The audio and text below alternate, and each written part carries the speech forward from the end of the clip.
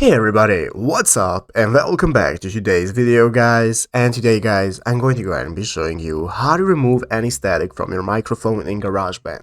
This is a very simple thing to do, so make sure to watch this quick and easy video till the very end, follow my steps correctly so you can make sure this works the same for you and you can do this yourself.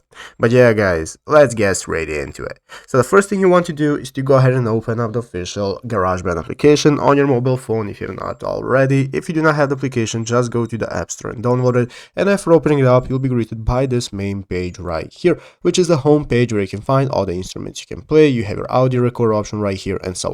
So let's go ahead and see how we can get started removing static from our microphone. The first thing we want to do is to go ahead and open up the audio recorder option right here. That's going to open up this recording menu where you can see at the top of the screen we have this big red circle that's going to enable us to start the recording process. And guys, as you can see in the recording menu, we don't have any options to manage our static or improve our microphone. Our microphone directly depends on the microphone we are using, either directly from our iPhone microphone, how it sounds and so on. But if you have any static in your microphone, even though everything is working good, what you can do is go right here into the upper left corner and click on the sliders option. After clicking on the sliders option, this is going to open up your track settings where you want to scroll down and find the plugins and equalizer option right here. Click on plugins and equalizer, and now this is going to open up the noise gate. So in the noise gate option guys, you can see that you can now go and set the threshold of how much noise gate you want to reduce. You can go all the way to 100 decibels and so on. You can select the noise gate to start removing the static from your microphone. You can see what works best for you in your recordings to see